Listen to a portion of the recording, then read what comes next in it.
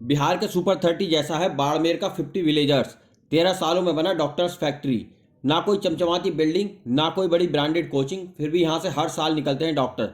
जी हाँ, ये कोई फिल्मी कहानी नहीं बल्कि हकीकत है बाड़मेर की 50 विलेजर्स संस्था की, जिसे लोग अब प्यार से डॉक्टरों की फैक्ट्री कहते हैं। इस संस्थान में झुग्गी झोपड़ी में मजदूरों के बेटों के डॉक्टर बनने के सपने को साकार किया जाता है। देश की बहुप्रतीक्षित नीट परीक्षा के परिणाम हाल ही में जारी हुए। इन परिणामों में बाड़मेर जिले के 50 विलेजर्स सेवा संस्थान के बच्चों ने एक बार फिर से बाजी मारी है। इस बार 17 अभ्यर्थियों ने इस परीक्षा को पास किया है। 13 साल पहले शुरू हुआ यह संस्थान अब तक लगभग 140 छात्रों को डॉक्टर बना चुका है। गरीब तबके से आने वाले ऐसे होनहार छात्र जिनकी पढ़ाई छूटने वाली थी और कोई मजदूरी की राह पर चलने वाला था, कुछ सपने थे जो मन में दबे रह गए थे, लेकिन फिर 50 विलेजर्स ने उन छात्रों के सपनों को नई उड़ान दी और अब डॉक्टर बनने में साथ देकर उनका सपना साकार कर रहे हैं। इस संस्थान का उद्देश्य उन छात्रों का सपना पूरा करना है जो पढ़ लिख कर डॉक्टर बनना चाहते हैं, लेकिन उनके पास साधनों का अभाव है।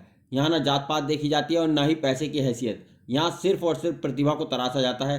पिछले 13 सालों में यहाँ से 140 से ज़्यादा बच्चे डॉक्टर बन चुके हैं। मिट्टी की झोपड़ियों से निकले ये बच्चे अब देश के बड़े बड़े मेडिकल कॉलेजों में पढ़ रहे हैं। इसकी शुरुआत साल 2012 में डॉक्टर भरत सारण और उनकी टीम ने की थी।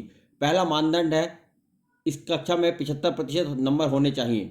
ऐसे बच्चों की काउंसलिंग करते हैं और जो बच्चे डॉक्टर बनने में रुचि रखते हैं उन्हें एंट्रेंस एग्जाम देना पड़ता है। इसके अलावा वही बच्चे कोचिंग के लिए चुने जाते हैं जिनके माता पिता या अभिभावक खेती और मजदूरी जैसे मेहनत वाले काम करते हैं। अंतिम चरण में छात्र के घर जाकर उनकी आर्थिक हालत देखकर उसका चयन किया जाता है। हर साल इस संस्था में 50 छात्रों को प्रवेश दिया जाता है। 50 विलेजर्स के संस्थापक डॉक्टर भरत सारण ने लोकल 18 से बातचीत करते हुए कहा कि साल 2012 में शुरू हुए इस संस्थान में अब तक दर्जनों छात्र अलग अलग मेडिकल कॉलेज व एम्स में डॉक्टरी की पढ़ाई कर रहे हैं। इसके अलावा कई स्टूडेंट्स अन्य परीक्षाओं को पास करके भी सरकारी नौकरी कर रहे हैं।